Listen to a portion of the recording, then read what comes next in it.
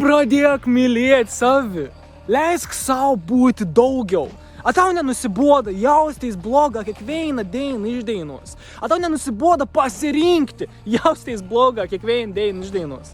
Ar tau nenusiboda tiesiog eiti per tom pačią rutiną ir tom patį ir nesuprasti, kad niks nesikeit?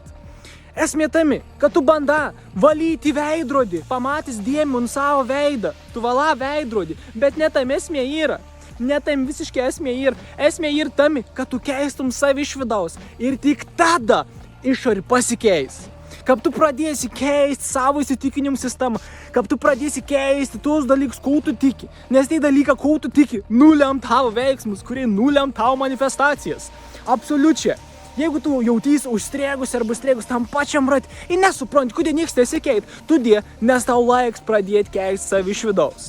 Nori tobulėti savo gyvenimą, nori tobulėti savo veiklą, nori sužinoti, kas tu iš tikrųjų esi. Pradėk sekti savo aistrą, pradėk daryti tai, kas tau ir smagiau negu ką kita.